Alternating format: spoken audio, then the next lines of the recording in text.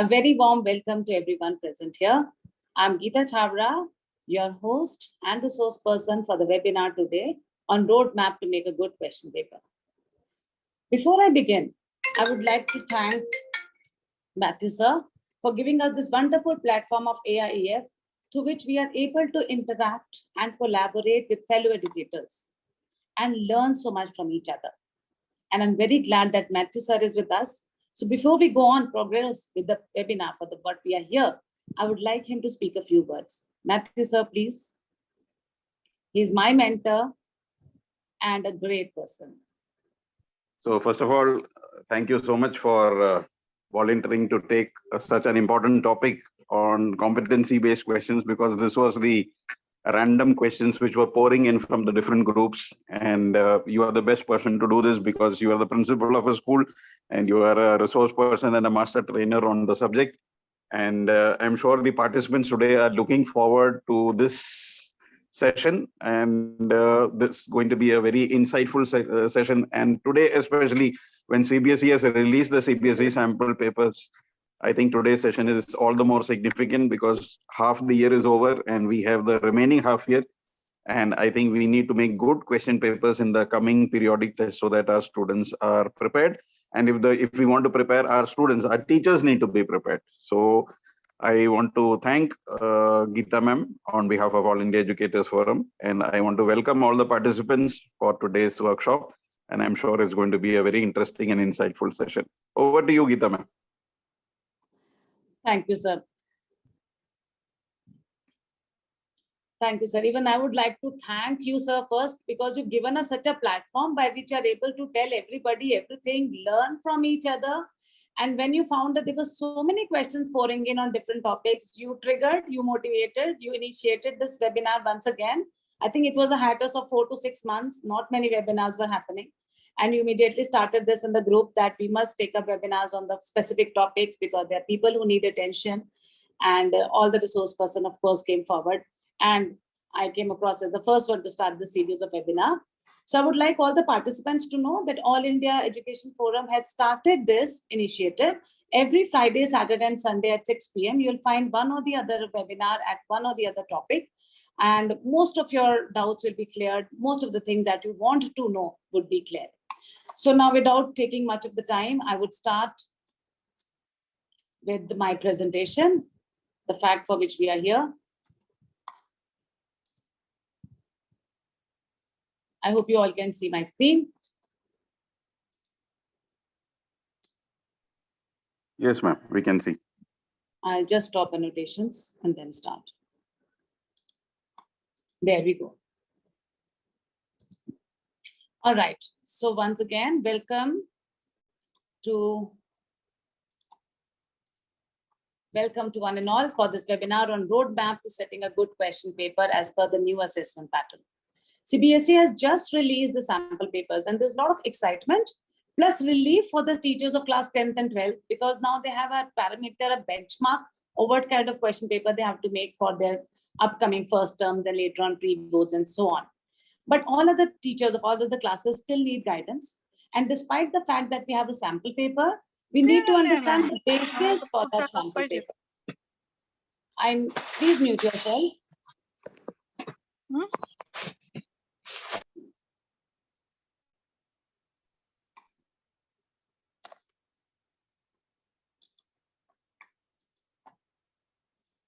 So 2020, besides bringing the pandemic, which changed our lives, brought in many new things, and one was NEP. So NEP 2020 brought a complete revolution in the school education system. It brought change in the curriculum, the teaching learning process, the teaching methodology and pedagogy, evaluation and assessment. Curriculum, we all know, the syllabus was in the CBSE site, and in other classes, they have the textbook in hand, so they know the new curriculum that they have to follow. Teaching learning process changed. Now the focus was not on the content, but the concept. The shift was from focusing on content to the concept. We need to make a child understand the concept. I'll take just a few minutes to explain this. For example, in the kindergarten classes, the pre-primary classes, which teach them object description. So what we teach them is, rather than making them memorize 5 lines on pencil, 5 lines on the sun, 5 lines on the moon, 5 lines on eraser, bottle, tiffin, what we do is, if we teach them the concept that as soon as you look at any object, the first thing you have to do is tell the name of the object. You can tell the shape, then you can tell the color, then you can tell the use. So if you tell these 4 or 5 points to the child, even if a kindergarten child, 4 or 5-year-old, if you teach this concept, then any object you place in front of the child will be able to understand and explain, describe, speak 4 lines on it. That is the shift from content to concept. Teaching methodology, pedagogy has changed. It has become more child-centric. There'll be many more webinars on it. Already we had many webinars in NEP 2020 webinars. Many more webinars will be on teaching methodology and pedagogy. But the essence of every webinar is it has to be child-centric.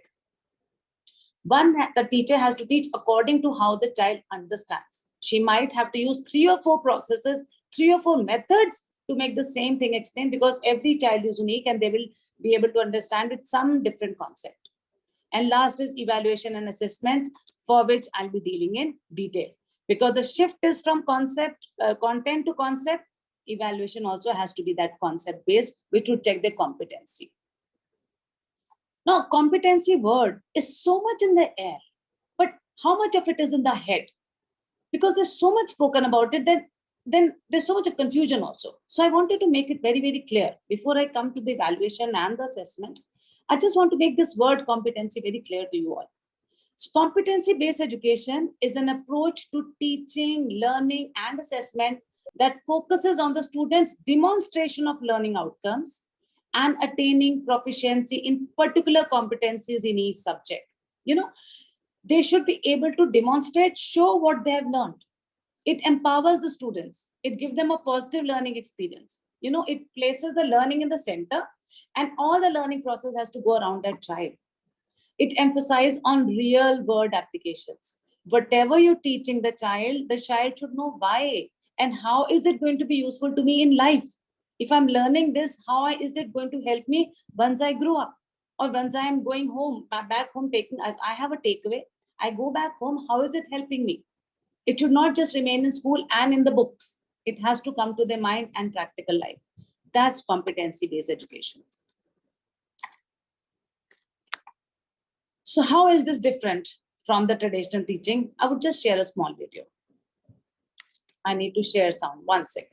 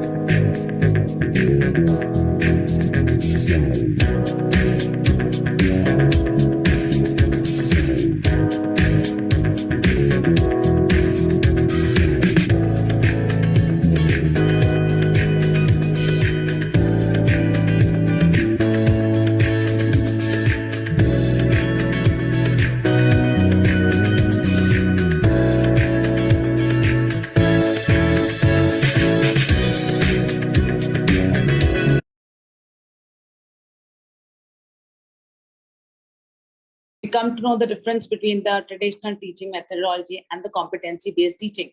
So now let's come to the nutshell. It all boils down to what is competency.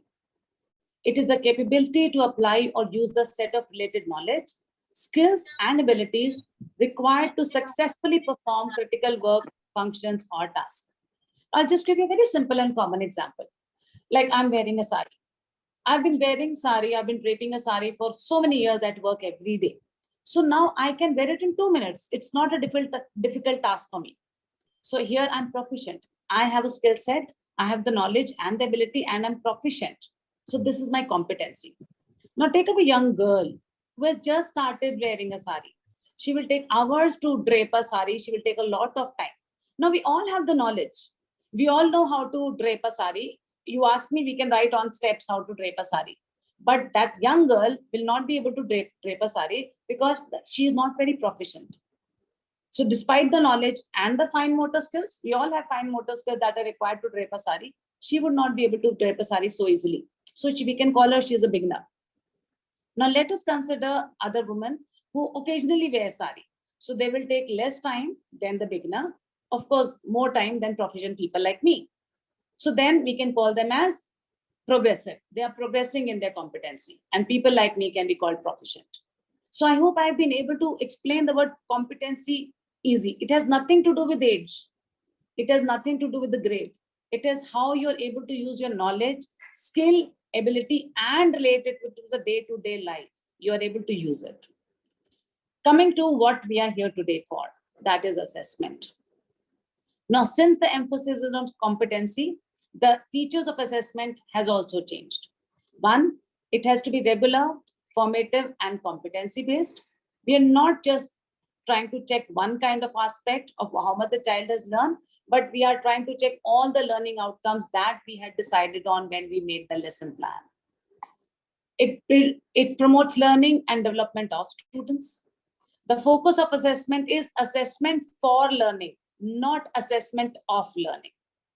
Means how much more of learning is required that we assess rather than how much has the child attained.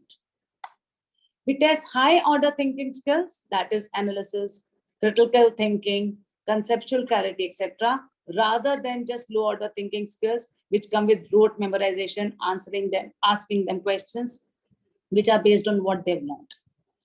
It helps the entire schooling system in revising continuously teaching learning process to optimize learning. So after the assessment, the teacher has to come to know what more is required for the child to learn, and she can change her methodology. She can devise another plan so that the competency that they had wanted to attain, it reaches the level that they have attained. Moving on to the next. So question paper should have 4 essential features. One, it should be based on Bloom's taxonomy. Now, all of us know this, and we've been talking about it. Next, it should assess competencies. Then there should be a variety of questions. Now that we have MCQs, we have true and false, and there are a variety of MCQs and true and false also. Long answer questions, one word question, short answer question. I'll discuss about them. It should measure the attainment of learning outcomes. When we teach a lesson, we decide that after this chapter, after this particular topic, this should be the learning outcome. My student should have understood this. So when you're making a question paper, it should be based on whether those learning outcomes have been attained. So you're trying to measure that.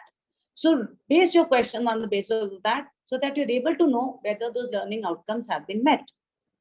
And the language used should be clear and appropriate. You know, the words that we use to ask a question should tell the child what the child is supposed to write.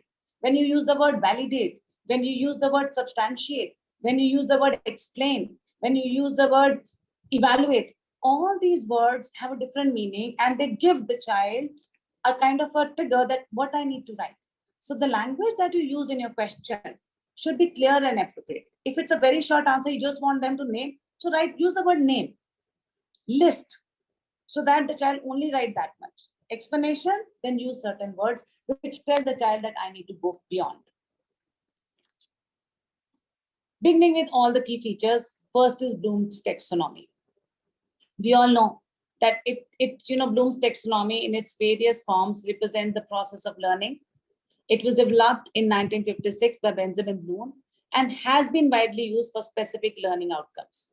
And we all are aware of this. It has 6 levels, beginning with remember, understand, apply, analyze, evaluate, and create. Remember is that the child should recognize and recall the facts, that who is the Prime Minister of India, the child has to remember and recall. Then understand, he has to understand the facts, whatever you've told them, put them, apply, apply the facts. For example, we have taught them verbs, we have taught them tenses, we have taught them how to transform a sentence from direct speech to indirect speech. Now we can give them a question that transform the sentence or change the sentence from direct speech to indirect speech. The child is going to use those rules, the concepts that we have taught, apply them, and then change. So such comes apply. Analyze, where they break down the information that has been given. Evaluate, where they judge the value of the information that has been given. And last is create, which is the highest order, where you ask the child to create, to go beyond what has been taught. Then this Bloom's taxonomy, the model was revised in 1990s. It was a new group of psychologists led by Lauren Anderson. He was a former student of Dr. Bloom, and in order to make it relevant to 21st century, he revised the model and he emphasized on what a learner can do. So the levels represented verbs rather than the nouns that were earlier. So it is now remembering, understanding, applying, analyzing, evaluating, and creating. Now, I want all the participants to look at this picture carefully. It is going to be on screen for around 30 seconds. I'm going to ask you questions on the basis of this, so please look at the picture carefully.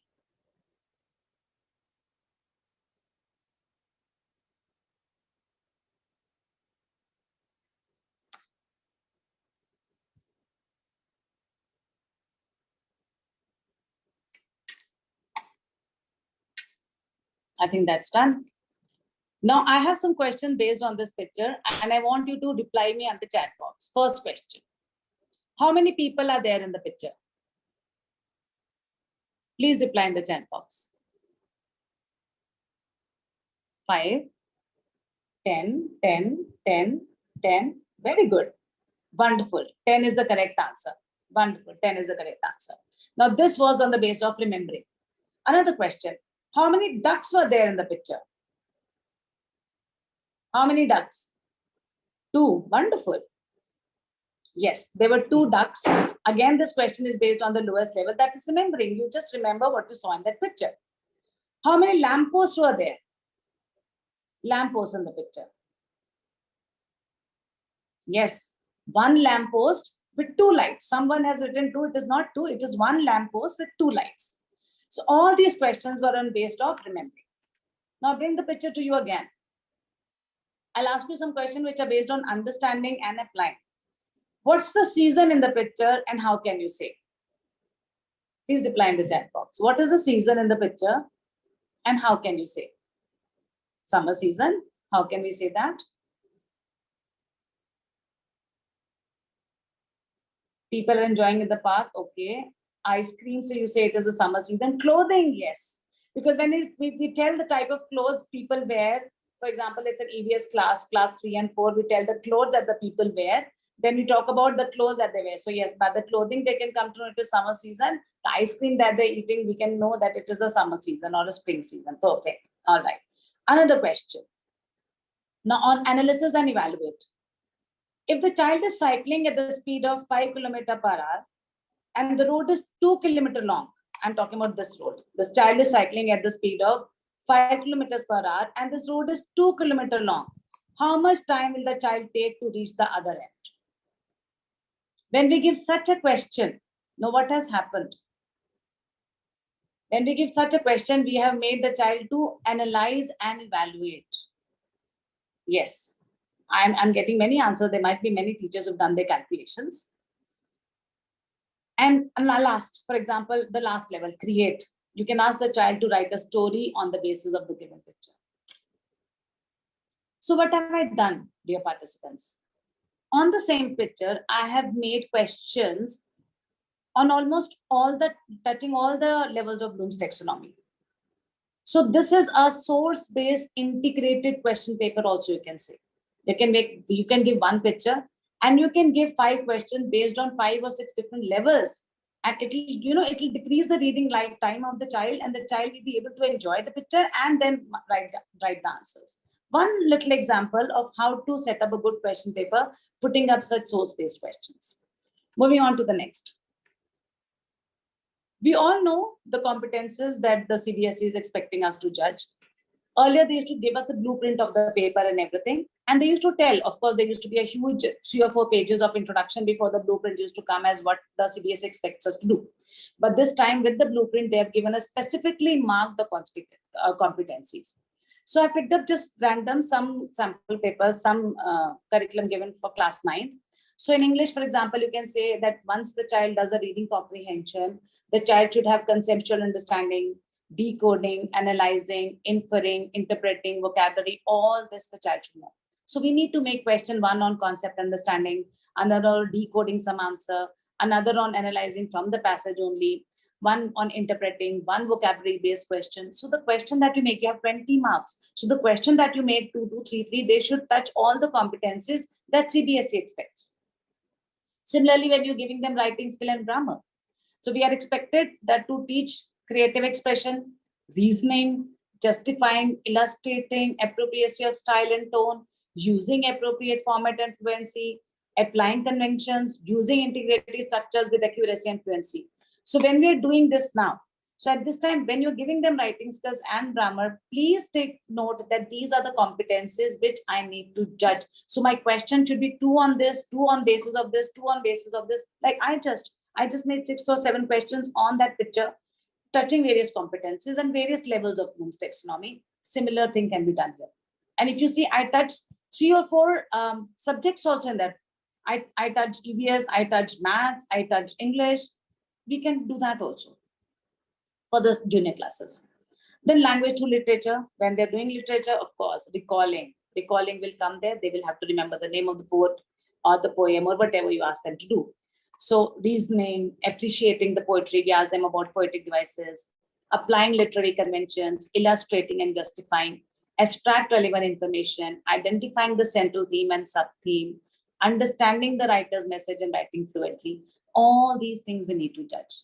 So before you're making your question paper, please go through this blueprint correctly. So this is for maths. How many questions of remembering? They have given the typology of questions. How many remembering, understanding, what applying are we going to apply, analyzing, evaluating, creating, all the levels of Bloom taxonomy have been touched. The marks have been given, the weightage have been given. So please keep this in front of you when you're making the paper so that you're able to touch all that they are expected to know. Same is for science. Demonstrate knowledge and understanding, application of knowledge and concept, formulate, analyze, evaluate, and create. The weightage has been given. The typology of questions have also been given. Very short answers, they should include objective type, assertion reason type question should be there. Then short answers, long answers, source-based, case-based, passage-based, integrated assessment questions. All this they're given. And they've also told how much should be the internal choice. So we all have been through it. It's nothing new that I'm dealing with. I've just picked it up from the CBSE site.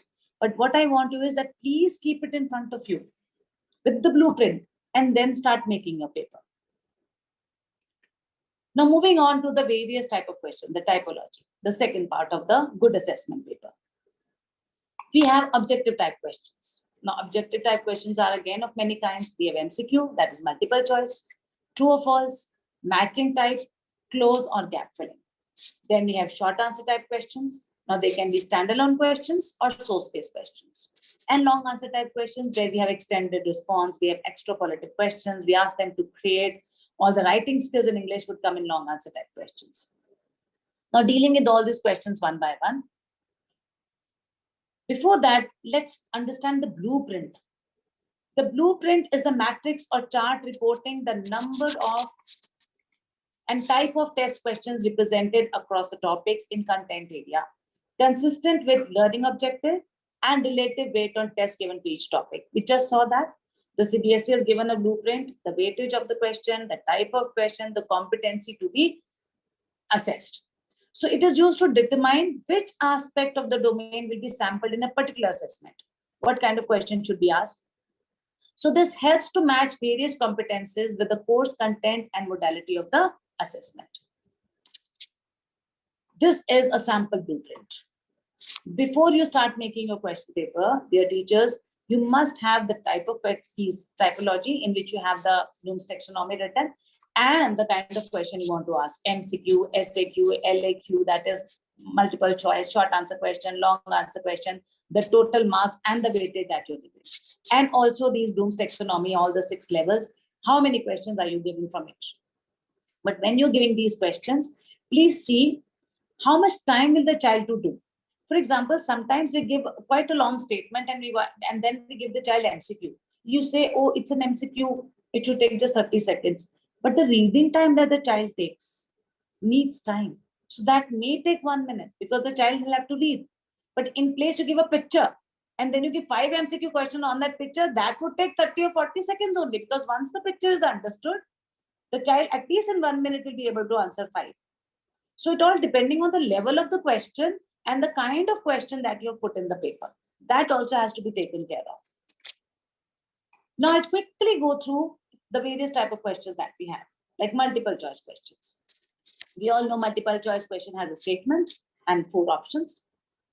You can even have 3 options, but 4 is the best. It is a stem. Stem is the question. Options. Then 1 is the correct answer, which is known as the key, and the remaining are distractors. This is a simple MCQ question. Now, MCQ questions can also be based on Bloom's taxonomy. I have taken these from various webinars that I attended of CBSE, seminars that I attended, and various sites where they have given all this. So I've just collected information from there, put them together to give you an idea. So this, for example, this question, vaccination was discovered by, there are 4 key. What are we checking? The child's first level, that is remember. The child has to just learn and remember the name that the child had learned. Another, level 2.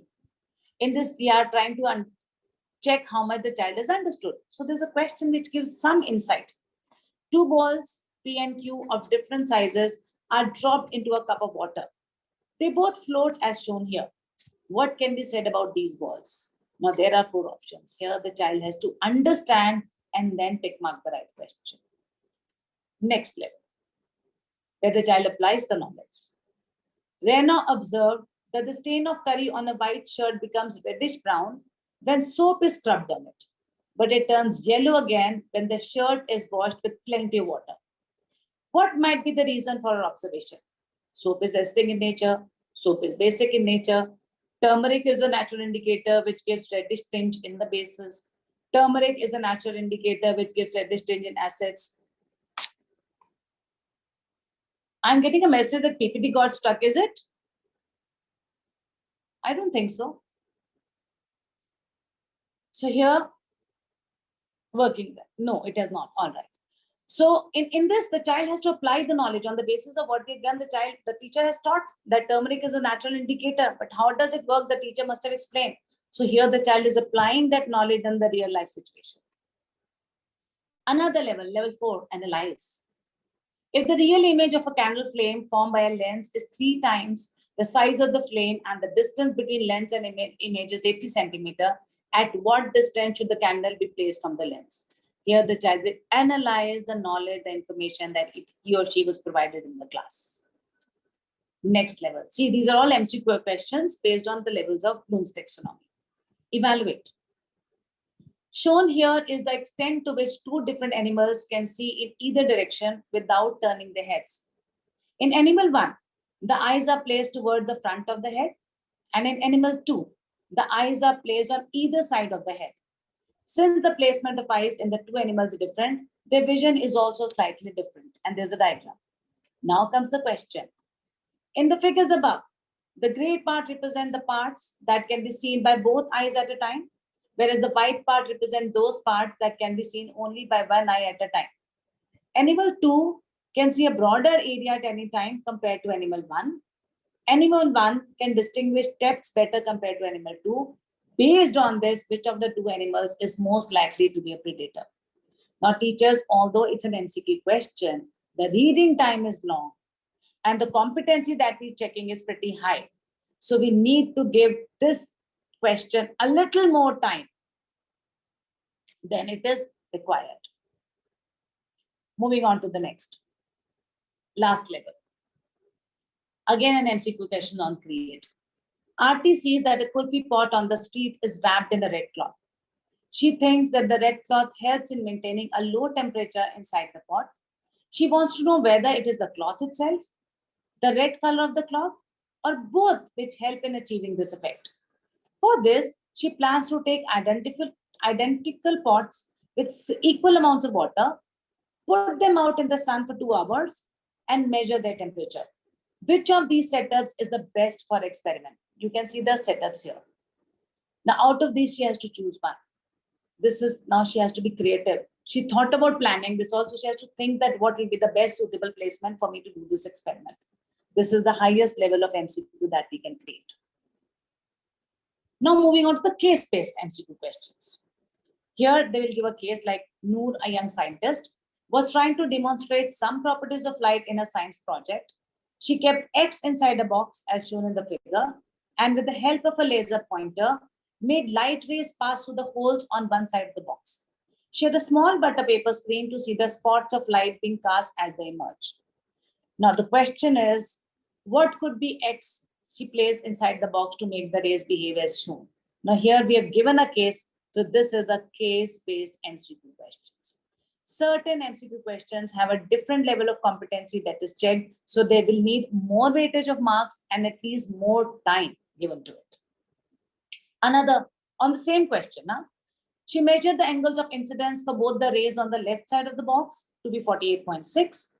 She knew the refractive index of the material of the object inside the box was given as 1.5.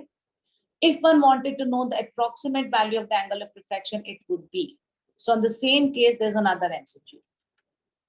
Furthermore, on the same case that we have done earlier, she asked her audience a few questions and noted down the main response from them, which are as follows. And hence she notes down and then she has to answer. So we have to then finally choose from the following combination of the above statement, which is correct. Can you see on the same case, we have made 3 to 4 questions. So now that kind of a case-based question, although is MCQ, should have more weightage because the reading time and the time that the child will take to analyze is more. And we have to cater to average, above average, and below average student. So keeping an average student in sight, we need to give that much time that the child will take to read, analyze, and then give answers. Every MCQ is not a straightforward answer. Moving on to the other type of short answer type questions, which is true and false. Now we can have true and false, which are simple, like the flame test color for potassium is lilac, true or false. Or we can have an MCQ kind of a true and false question. Which of the following helped to reduce the number of plastic bags used in UK from 2006 to 2008? A change in the attitude of the public, major supermarkets encouraging the idea of a bag for life, an increased volume in supermarket sales, the introduction of the 2008 Climate Change Act. So now the answer is if 1 and 2 only are true, if 1 and 3 only are true, if 2 and 4 only are true, if only 2 and 4 are true. So this is the true and false question, but it is an MCQ kind true and false question. Another, assertion and reasoning question. It is on level 5. Such true and false questions, which are assertion reasoning, they come to the level 5. They're not the first or the second level question. They're high order thinking skills. The assertion, the statement is potassium is stored in oil. And the reason given is that potassium is an alkali metal in group 1 of the periodic table. So the first option is assertion and reason both are correct, and the reason explains the assertion. Assertion and reason both are correct, but reason doesn't explain assertion. Assertion is correct, but reason is incorrect. Assertion and reason both are incorrect. All the teachers who've been teaching 10th and 12th last year must have practiced various assertion reasoning questions with the children, because that was the time of question that were coming in the exams. And it was quite an eye-opener and new thing, but not very difficult to make them understand how to do. They need to first understand the statement and make up their mind whether it is right or wrong. Then they need to look at the reason, make up their mind whether it is right or wrong, and then whether both of them are connected. Evaluate another. We have closed gap filling questions. Out of this is also of level 5. As the temperature dashed during the summer season, many households turned to air conditioners to keep them cool. Air conditioners, which are once regarded as a residential luxury, have now become a dash. Now, in this, we are checking the grammar as well as a little knowledge about science. So here, out of the options given, the child has to select, but the level that we have given is level 5. After the MCQ part is over, moving on to the short answer type questions. Simple questions for level 1, that is, remember. What are atoms and molecules? The child has learned the definition and he would write. How would you define an adjective? What is the formula for calculating the circumference of a circle? What would you use to douse a fire? Who was the inventor of bulb? What is the total of 6 plus 8 minus 2? All these are remembering questions which fall under level 1. Level 2. How would you differentiate between Daniel's and a Leclerc's cell? Now the difference is chemical and electrolyte, but the child has to write both of them. How would you differentiate between acid and base? They have to talk about the chemical properties. How would you express your concern on depletion of ozone layer? Now it's a general awareness question where the child would understand the environment, how it acts as a blanket. Find the word in the passage which implies fascinated intention. If the child has done the poem, he'll be able to write the word, which means it's vocabulary based. Find the remainder of by long division method, that is 6, 5, 7, 8 is divided by 3, or any set division methods. These are level 2, where the child has to take a little time, understand the concept the child has learned and use it. Level 3 questions. How would you present your project to the house? Now it's a case study. A case has been given and the child is asked business studies to present it. So this is the level 3 because the child will analyze. Change the following statement into indirect speech. As I spoke about it earlier, the teacher has told the rules about the verbs and the tenses, how the transformation takes place. When you're given a sentence to the child will have to apply all of them and then use it. So this is the third level of question. What other way would you choose to explain water cycle? Now they have to give a practical example. They can use that example of boiling water and putting up a plate on the steamer so that it condenses also. The whole process has to be explained. So it can be asked in geography or science. Solve the problem given below. All the long problem sums, one man takes these hours to make a wall. How many hours will 3 men take to make a wall? All such problem-based, problem-based questions come into level 3 of maths. What logic will you apply to fill up the block in the puzzle? The puzzle is given as a clue, like we give a square, a triangle, a circle, square, triangle, circle, square, triangle, circle, circle, and ask the child to put the next two. So this is a level 3 kind of a question. Short answer type question for level 4. How can you classify animals according to bone structure? This is a question from biology where the differentiation between the animals and how they are classified has to be given. In geography, when you ask them, how can you compare the different parts of the soil? Or what explanation do you have for digesting vegetarian and non-vegetarian food? They have to talk about the digestive system, the juices, and all other things that's involved in digestive. How is water table connected to rain? A simple question of EBS. Justify the title of the lesson, Rat Trap, from class 12th English. The lesson has been read and explained. The basic concept has been taught. So now the child should be able to justify why the lesson is called Rat Trap. How will you prove that straight line is the shortest distance between 2 points? So where you are giving the question with how, and you're making the child to think from their point of view and write, that becomes level 4. Level 5, again, short answer type questions. Explain the reason behind the decision taken by the poet to travel the road less traveled. You poem in class 9. How would you generate a plan to conduct an inter-school debate function, entrepreneurship, if the topic is there? What facts can you gather that prove that Evans was held by an insider in the prison, English class 12? What is biodiversity? Why is it important for human life? It's biology and geography. All the 8 sums of maths. The father was double the age of his child. After 20 years, the father is triple the age of his child. What is the age of the child? All these 8 sums of maths come under level 5. Describe 3 major problems that are faced by weaving and processing sector in cotton industry, social studies. What fact you gather from an elementary school classroom in a slum about slums? This is another question from English. I'm just giving you some samples of the short answer type questions that can be asked. Level 6. What would you have done had you been in place of? Now you ask the child to think and create an answer on his own. How would you improve? What would have happened if? How could you have ended the story differently? What way would you design? Now these questions can be asked in English, in Hindi, in maths, in any other way. You can put a value to it. You can ask the child to think differently. You can ask the child to think out of the box and make another ending of a particular poem or story or any concept, whatever. But these come in the level 6 where the child has to go beyond the textbook and create an answer on his own. Short answer type question can also be short. source based. Now, this is the source. I will not read the entire of it. So like you can give them a passage. It can be any subject, not necessarily in English. You can have short source based short answer questions in any subject, give them a passage and then give them question on the basis of that passage. Now they can be simpler questions when you want to check level 1, or they can be some hot question when you want to check the higher order things, technical skills, and you want to check the level 3, 4 and 5. So you can give them a source in English, in social studies, in science and business studies. Any case, any such source can be given. Even that picture that I used in the beginning can be used as a source. Another source-based question, again, these are little level above, and we have given a short passage about the glass houses and greenhouse effect, and then we ask them the question. The question can be of 1 mark. If you think the question needs a little more of thinking, you can give that question for 2 marks. So for a simple source, it's not necessary that all the question that you give should be of 1 mark. They can be 1 mark, 2 mark, and so on question, depending on the kind of level of question that you have picked up.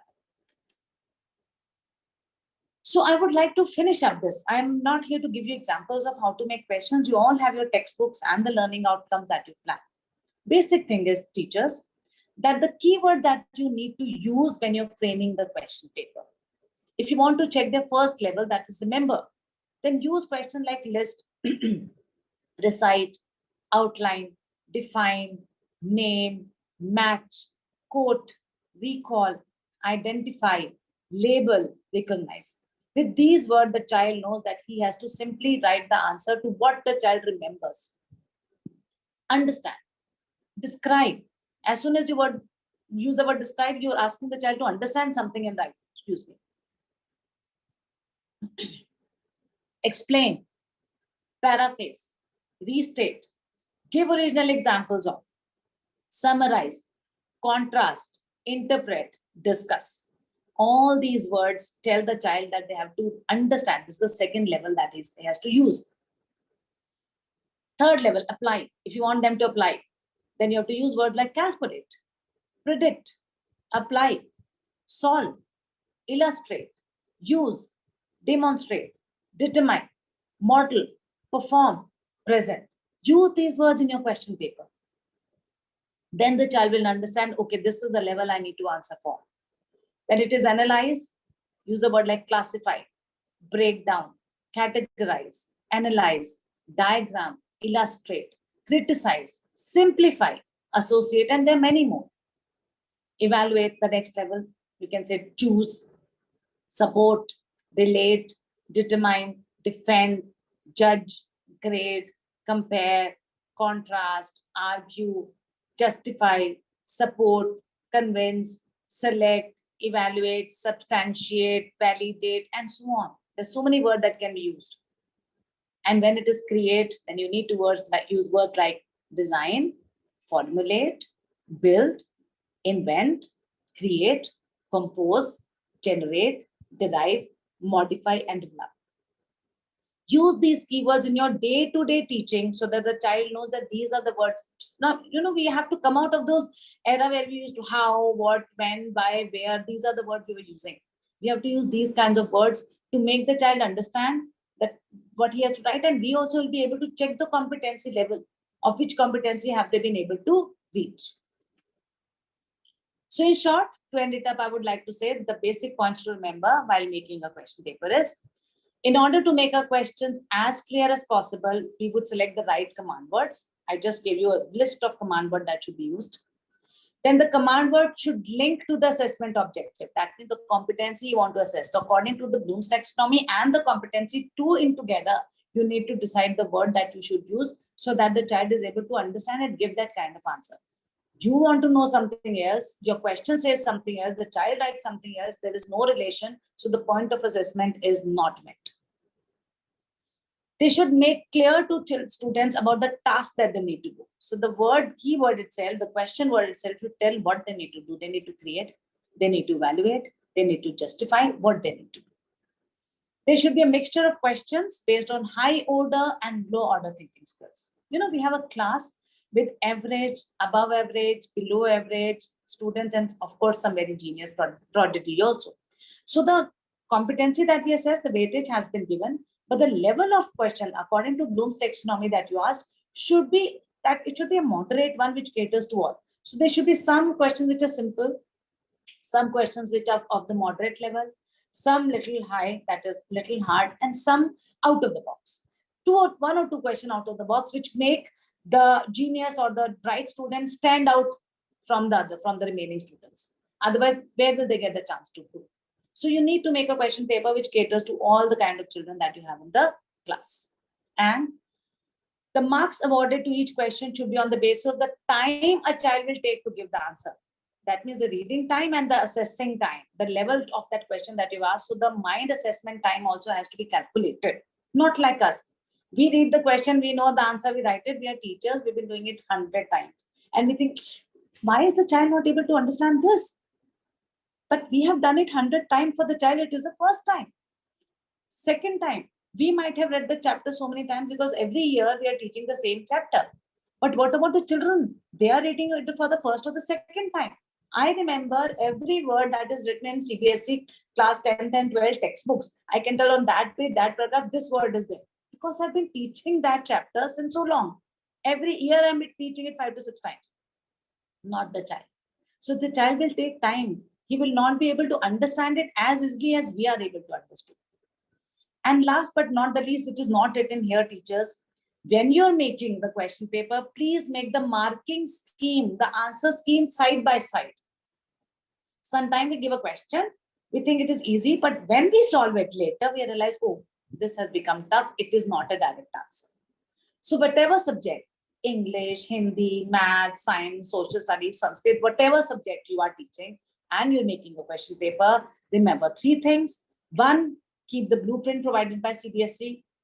Second, keep the learning outcomes that when you taught the chapter in your mind, that these are the learning outcomes I had made up in my lesson plan and I need to assess them. Third, when you make the question paper, keep all the competency and the Bloom's taxonomy level in mind and the level of children of your class. What is the level of the children of your class? Keep that also in mind.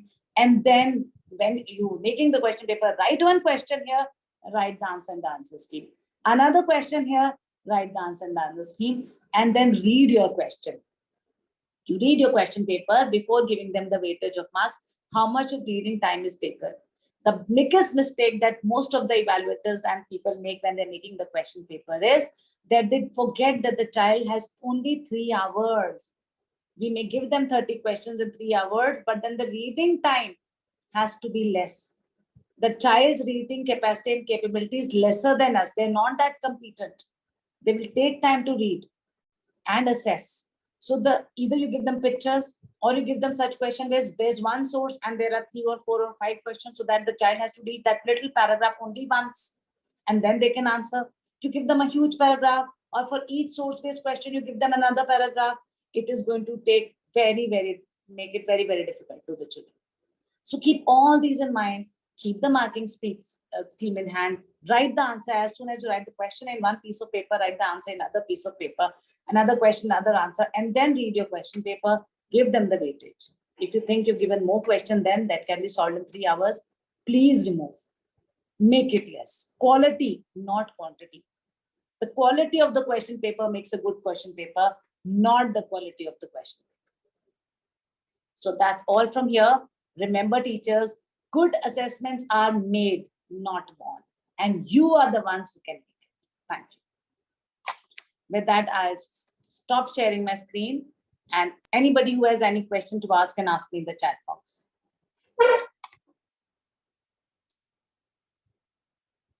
I can even unmute. Can they unmute themselves?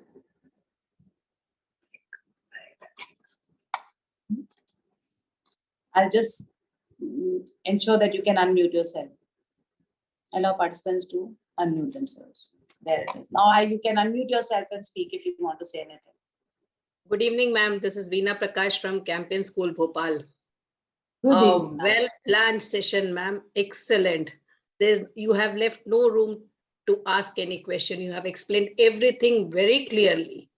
Absolutely great. Thank you, ma'am. Thank you very much. This was all efforts of Matthew sir asking me to take up this topic, though I was a little hesitant, but then I thought I should.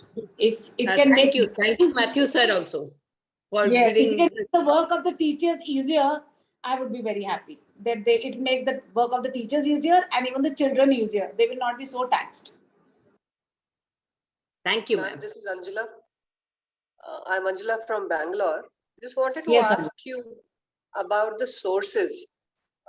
Since we don't get a lot of time to prepare it ourselves, do we have some reliable sources from where we can get such kind of questions? See, madam, if you're taking classes 6 and above, then CBSE already has put certain sources in its academic site. You open the site, you'll find many sources. There are so many sample papers that they've given from 6 and above.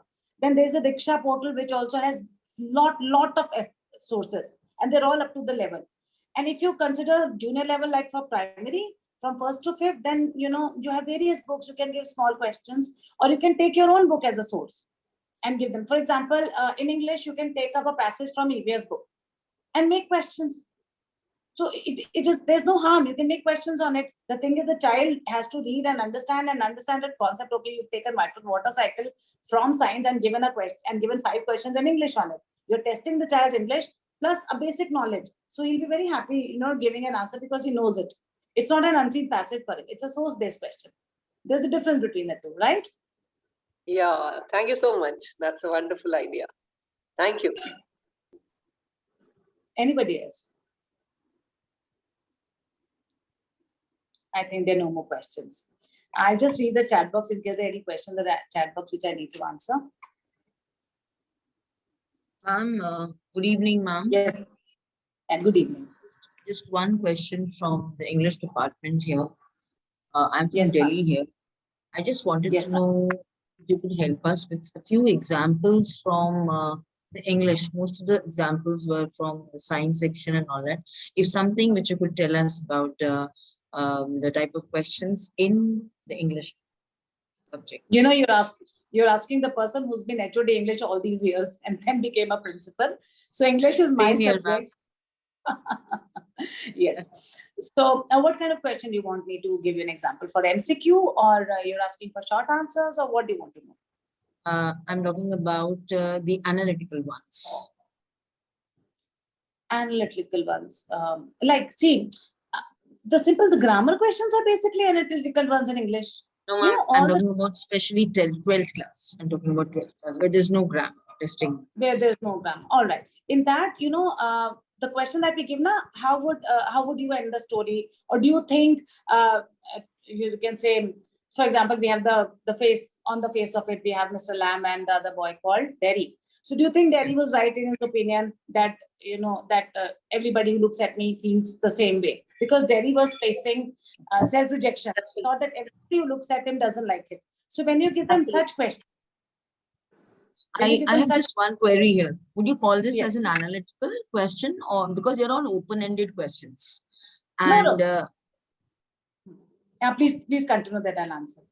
What I mean to say is that they are all open-ended questions, and we make the child to think on a particular aspect, and the child writes his or her point of view, and the child may go either positive or negative. But if the child is giving us sufficient evidence from the story, I think we need to accept it. So there's nothing wrong and there's nothing right like that.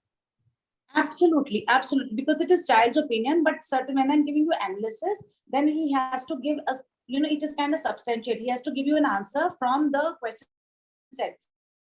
Yes, I think Derry was right in thinking that he is rejected by people because he has heard his own relatives speak so. So I'm not giving it as an open-ended or a creative question. I'm giving it as an analysis part. He analyzes why Derry feels so, and he has to give answers from because there must be hint, in the chapter itself. Like Yeah, trap. absolutely. Why does he thinks the entire world is a rat trap? What made him think so? Because he had to face this kind of, people did not like him. He had nobody to think. So then he started analyzing people as they are falling into a trap and enjoying his life. So here, when I'm giving you the question of analysis, he has to give answer from the text. Okay. Geeta ma'am, may I add one more example? Geeta ma'am, may I add one more example? Yes. Ma'am, from the chapter Indigo, when we have why is it the turning point in Gandhiji's life, and why is it the turning point in the freedom struggle? These two questions are analytical, absolutely Yes. analytical for this particular chapter. So the child will have to understand that the same episode becomes turning point for two things: one for Gandhiji's life and one for the freedom struggle, because that's when he decided. So here the child analyzes and then gives you the answer. Absolutely. Sonia ma'am, thank you. Thank We have another teacher of English here. She's the vice principal of the school, and hence she's the right person to answer this. Thank you, Sonia ma'am. Absolutely right answer. Thank you for helping. Thank Anybody you so much, ma'am. Thank you so much. Geeta madam. else? Geeta Yes, sir. madam, I have a question. Yes, In ma'am. unseen passages and analytical passages, in a MCQs, now sometimes all the four answers seem all right. How to analyze and write the correct answer? No, that's the beauty. Now we have to give them those four options. Out of them, one has to key and the other are distractors. That is why they are called distractors. If they all are not similar, and if they do not make the child to think, then they will not be called distractors. But then, of course, there's one correct answer, which depends on the question. If you give me an example, I'll be able to take. They might be confusing, but there's always one correct answer. But do they get marks if they? Do they get marks if they answer? If they feel whatever they answer, do they get marks for that? No, because there has to be absolutely one correct answer. A correct question. Any MCQ will have only one correct answer with three distractors. Now, distractors will be similar. That is why they're called distractors, but there has to be one correct answer.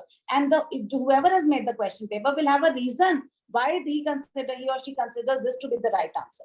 That is what I said. That when you paper, there should be a marking. Yeah. That In needs the a deep CBQ analytical. In the CBSU also, when you have a marking scheme, there is also a reason why this is considered a correct answer. So when you are making a paper yourself for your board classes or any other class, with your question paper, make a marking scheme and please write why are you considering this as the right answer, because you'll have to justify it to your students. Yes. Okay. Namaskar, Geeta ma'am. This is Vidya Sharma from Jain Bharati Mrigavati Vidyalaya. Ma'am, I would like to ask, in the chapter Rat Trap, so the ironmaster refers to his friend as other time Niels Olof. So why two for the same person? I'm sorry, I couldn't get the question. Please repeat. There was a breakage of voice. Ma'am, I'm asking that in the chapter Rat Trap. Yes. Ma'am, am I audible? So yes, you're audible. Please mute yourself. Yes, Vidya, please go on.